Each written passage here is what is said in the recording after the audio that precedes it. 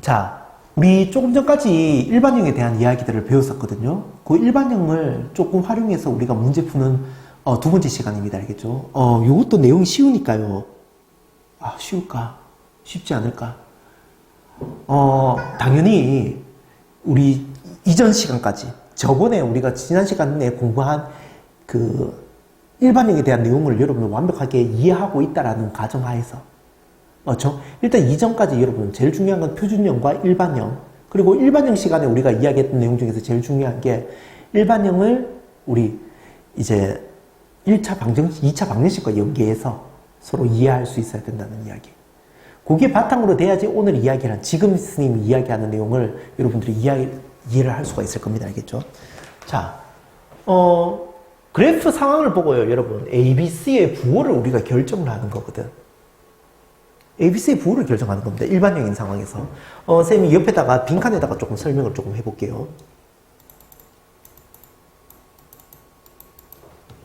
자, 예를 들어서 그래프가 있죠? 얍. 그래프가 X축이 있고 Y축이 있다. 이 상태에서 그래프가 있는데 그래프 모양이 어떻게 되냐면 요렇게 되어 있다라고 한번 해봅시다. 요렇게. 그래프 모양이 요렇게 되어 있습니다. 식이 Y는 AX제곱 플러스 BX 플러스 C라고 했을 때 여기서 ABC의 부호를 구하시오라고 했습니다. ABC의 부호. A와 B와 C의 부호를 구하시오라고 했거든요. 자, 여러분들 지금까지 배운 내용을 바탕으로 해서 ABC의 부호를 판단할 수 있겠습니까? 있거든요. 그런데 이전 시간까지 여러분 이 내용을 선생님 설명한 내용을 성실하게 그리고 착실히 이해한 사람들 같은 경우는 두 가지 정보는 되게 빨리 구할 수 있을 거예요. A와 C의 정보는 쉽게 구할 수 있을 겁니다. A는 우리 첫 시간만 배웠더라도 알 수가 있죠. A가 결정하는 건 뭐지? X제곱의 개수의 부호잖아요. 이건 그래프 모양을 보고 판단하는 거죠. 그래프 모양이 지금 어떤 모양? 아래로 볼록한 모양이잖아요. 맞지? 아래로 볼록한 모양이기 때문에 얘는 양수겠죠. 그래서 우리 A는 벌써 양수라는 걸 쉽게 이야기할 수가 있어요. 그 다음에 C도 구할 수 있죠.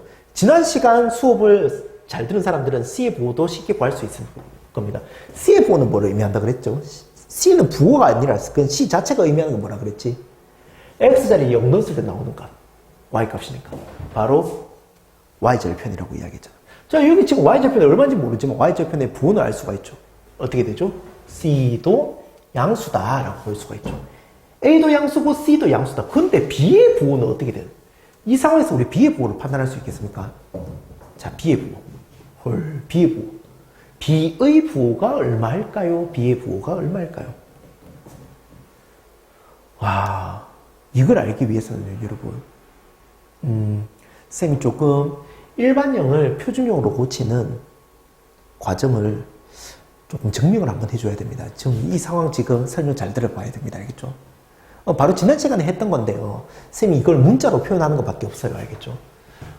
식을 조금 정리를 다시 한번 해볼게요, 여러분. 자, 여러분, Y는 AX제곱 플러스 BX 플러스 C. 이거 지금 일반형으로 표현되어 있는 이 식을 있잖아요. 표준형으로 한번 나타내 볼게요. 기억나나? Y는 어떻게 표현하지? 제일 먼저 최고 차량의 개수인 A로 묶어주는 겁니다. A로 묶어주고요. 이 과정이 조금 복잡할 수도 있다. 자, A로 묶었으니까 여기는 X제곱이 되고, A로 묶었단 말은 양쪽을 다 A로 나눴단 말이잖아. 그럼 얘는 어떻게 됩니까? 옳지. A분의 BX가 되겠죠? 그 다음에 플러스 C가 됐는데, 이게 누가 옵니까? 완전 제곱식으로 만들기 위해서 이 친구의 절반 제곱이 와야 되죠. 얘의 절반이면 2A분의 B, 2A분의 B인데, 제곱이니까. 2A분의 B의 제곱 기억 어떻게 되죠? 2A분의 B의 제곱이니까 4A 제곱분의 B 제곱이 되겠죠. 얘의 절반 제곱입니다. 절반 제곱. 그러면 여기 4A 제곱분의 B 제곱이니까 또다시 4A 제곱분의 B 제곱을 이렇게 빼주는 거죠. 아, 선생님 복잡해요. 막 머리 아파요. 그냥 한번 따라와 보세요. 알겠죠? 괜찮으니까. 여러분들 이거 증명 아직 안 해도 됩니다. 알겠죠? 그냥 쌤 따라와 보세요. 그냥. 그러면 A로 묶은 다음에 어떻게 하죠? 얘를요, 완전제곱식으로 표현할 수 있지. 완전제곱식. 어떻게? 곱해서 얘가 되고 더해서 얘가 되는 거. 완전제곱식이니까 얘를 절반 2a분의 b 곱하기 2a분의 b 하면 만들어지는 거죠. 그러면 여러분, 자, 플러스 그냥 한번 해볼게요. 2a분의 b의 전체 제곱이 되고요. 얘가 밖으로 나가면 어떻게 되냐면, 나갈 때는 얘랑 곱해서 나가야 되죠. 맞죠? 마이너스 4a 제곱이랑 a랑 곱해버리면 얼마?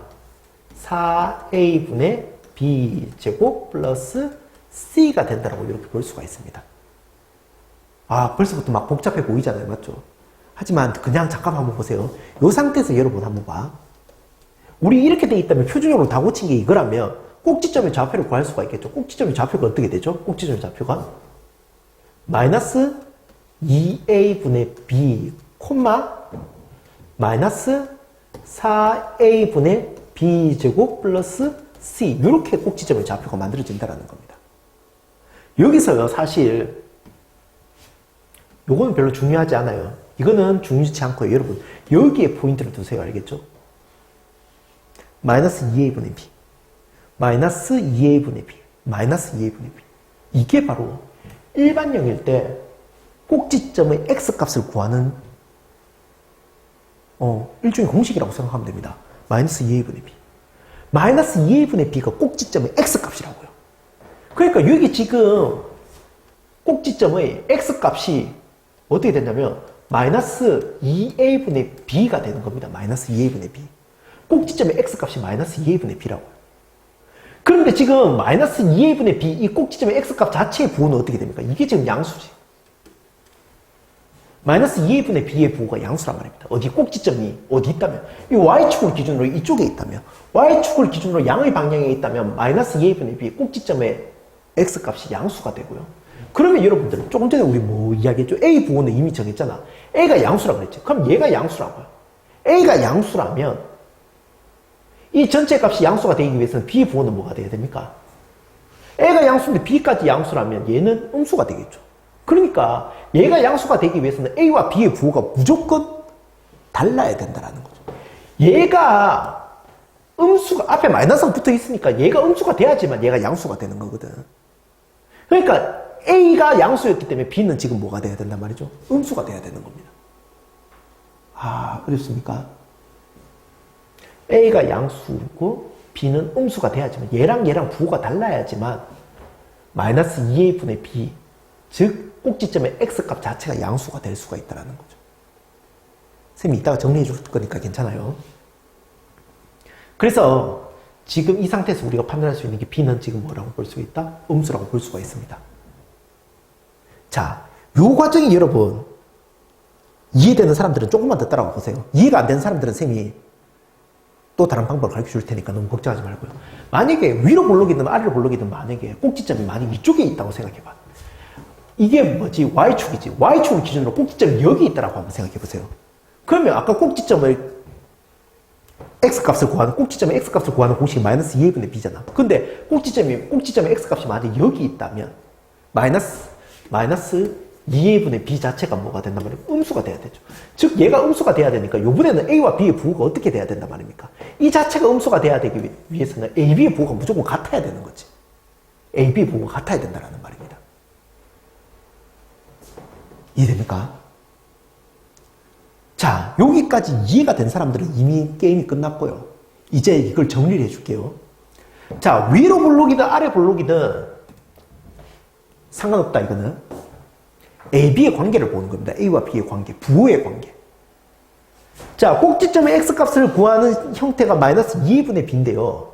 만약에 예를 들어서, 자, Y축을 기준으로 꼭지점이 여기 있다. Y축을 기준으로 꼭지점이 여기 있다면, 아까 설명했던 바와 같이 A와 B의 부호가 같아요. 그런데 Y축을 기준으로 꼭지점이 여기 있을 경우에는, 1, 4분면에 있을 경우에는 A, B의 부호가 달라야 된단 말입니다. 그래서 이 과정을 이해하고 요걸 적용시켜야 되는 건데, 만약에 이해가 안 되는 사람들은 사실 앞부분 한 몇 번 더 반복해서 한번 들어보세요. 알겠죠? 분명히 들으면 이해가 될 거고요. 요게 다 이해가 된 사람들은 이제 앞으로 나올 때마다 마이너스 2분의 b 이걸 적용시켜서 생각하면 복잡하니까 최단거리로 이해할 수 있는 방법, 판별할 수 있는 방법. 자, 여기 있으면 A와 B의 부호가 같다 그랬고, 여기 있으면 A와 B의 부호가 다르니까, 아, 이거 좀 민망합니다, 그냥요. 이렇게 생각하세요. 뭐지? 같다. 꼭지점이 이쪽 동네에 있으면 A와 B의 부호가 같은 거고, 꼭지점이 이쪽에 있으면 A와 B의 부호가 다른 거라고 생각해도, 일맥상통합니다. 아까 선생님이 설명해 준 거랑. 그래서 여기 Y축을 기준으로 A와 B의 부호, 꼭지점이 이쪽에 있으면 A, B의 부호가 같다. A, B의 부호에 대한 이야기, 상대적인 이야기 알겠지? A와 B의 부호가 같은 거고, 꼭지점이 만약 이쪽 동네에 있으면 A와 B의 부호가 다르다라고 그렇게 해석이 되는 겁니다. 이 형태에 의해서. 알겠죠? 야, 이거 무조건 그냥 외우는 게 아니야. 알겠지? 이 원리에 의해서. 알겠죠? 이 과정에 의해서 그게 결정이 되니까, 나머지 부분들도 다 우리가 정리를 할 수가 있다라는 거죠. 이해됩니까? 그러면 이 문제를 우리 다시 한 번 더 정리를 한번 해볼게요.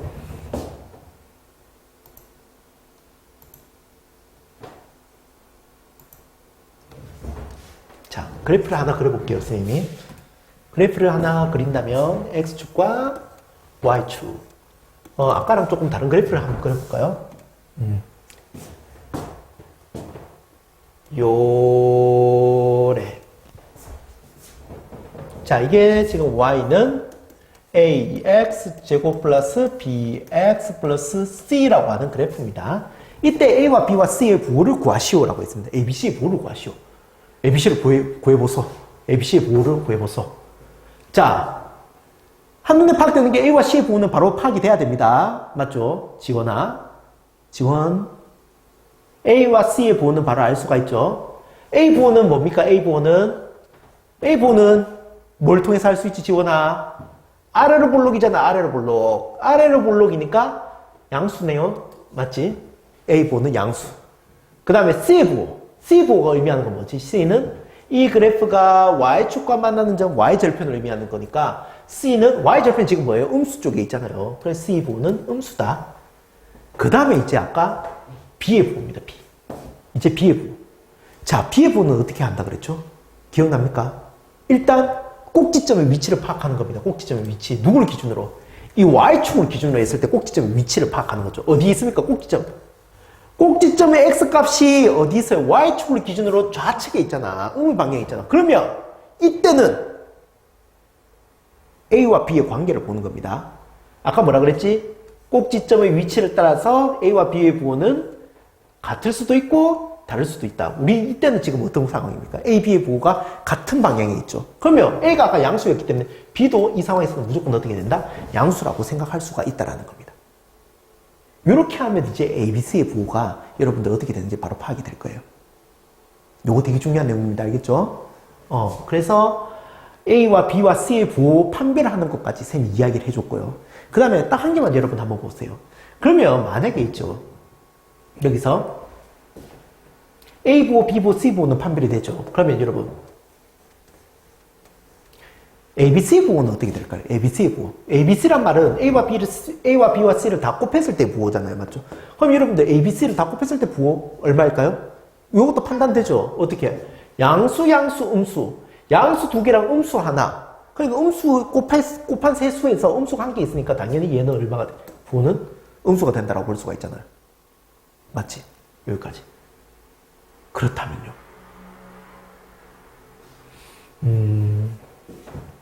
쌤이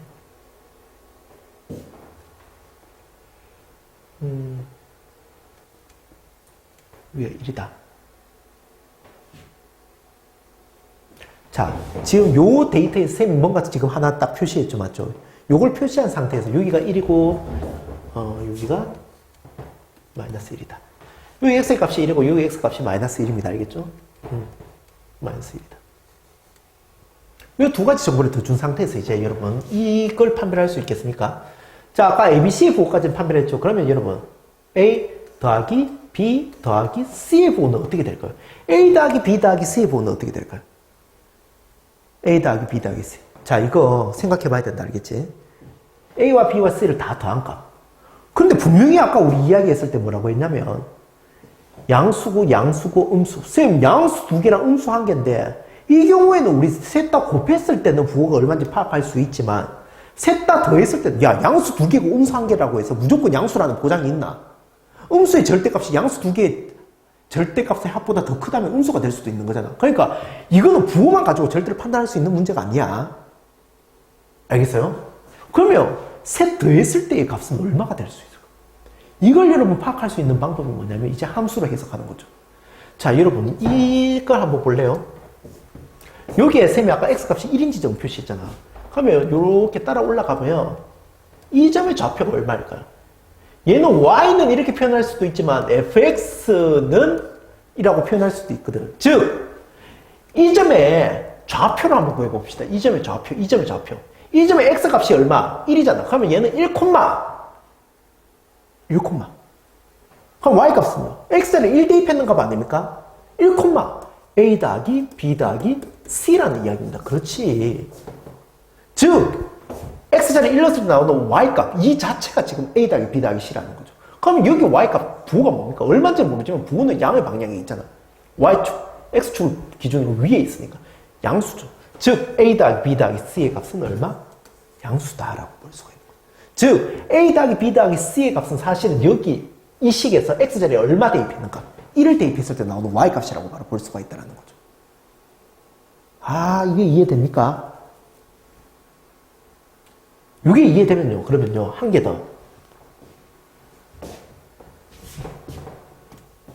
A 빼기 B 더하기 C. A 빼기 B 더하기 C의 부호는 어떻게 될까요?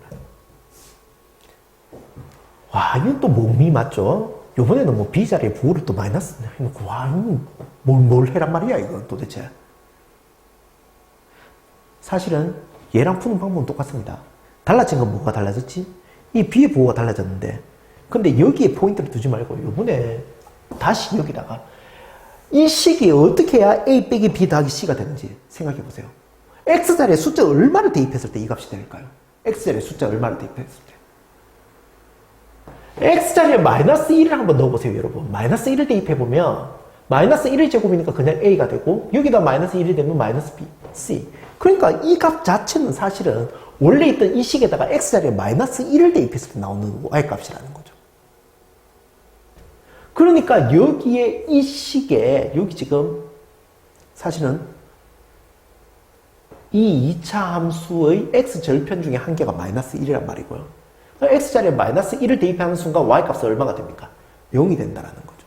즉 여기 x자리에 마이너스 1을 대입하면 여기다가 마이너스 1을 한번 대입해보세요, 여러분. 마이너스 1을 대입하면 얼마? x자리에 마이너스 1을 대입하는 순간 이 식이 얼마? a-b 플러스 c로 이렇게 바뀌게 된다는 거죠. 이때 그러니까 이 점이 좌표라고 생각하면 됩니다. x자리 마이너스 1을 대입하는 순간 y값은 얼마? a-b 더하기 c가 되는 거고, 이번에는 y값이 어디? 얼마? x절편이기 때문에 y값이 0이라는 거죠. 그래서 이 값이 얼마? 0. 0이라고 이렇게 볼 수가 있습니다. 이해되는 거 무슨 말인지? 그러니까 여러분들 보면 잘 봐. 자, 꼭지점과 그래프 모양을 보고요. 우리 A, B, C 각각의 부호를 이끌어낼 수 있고요.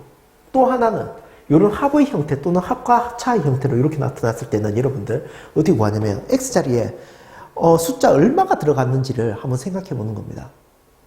즉, 이 그래프 중에서 어떤 점의 좌표를 말하는 건지를 이야기하는 거죠. 만약에 예를 들어서 여러분, 이것도 한번 판단되나요? 그러면 한번 해볼까?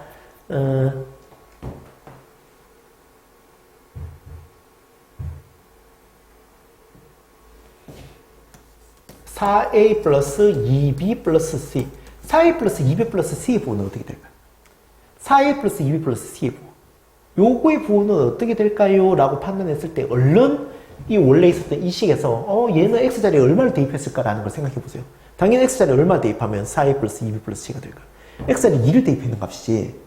자, x자리에 2를 대입하는 값은 여러분 하면서 이 그래프 모양에서 어느 점에 해당하는지 보는 겁니다. 여기 x값이 1이면 x값이 2인 지점 한 이쪽에 있을 거 아니야. 그럼 그래프는 어디 있을까요? 이쪽에 있는 값이죠. 그럼 그래프가 이렇게 연결됐을 때 이 점의 좌표가 2,4a 플러스 2b 플러스 c가 된다는 거죠. 그럼 이 점의 y값은 당연히 얼마? 양수니까 이 값도 얼마라고? 양수라고 이렇게 판단할 수가 있는 겁니다, 여러분. 알겠죠? 자, 그래서 요 내용까지 여러분들이 이해를 하면 되는데요. 요 내용은 설명을 듣고도 여러분 선생님 저는 기회가 잘 안 돼요. 좀 어려워요 라고 하면 충분히 그럴 수 있다죠. 그 내용들은 여러분들이 일단 따로 메모를 해놨다가 나중에 학원 오면 선생님이랑 다시 보고 따로 보충 설명을 좀 해줄 수 있도록 그렇게 할게요. 알겠죠? 그래서 여기까지 하면 여러분 2차 함수의 활용 전까지는 다 공부가 된 겁니다. 알겠죠? 그래서 충분히 나머지 문제들을 여러분들 이제 풀 수가 있을 거니까 나머지 내용들은 여러분들 과제로 주면 풀 수 있도록 그렇게 하세요.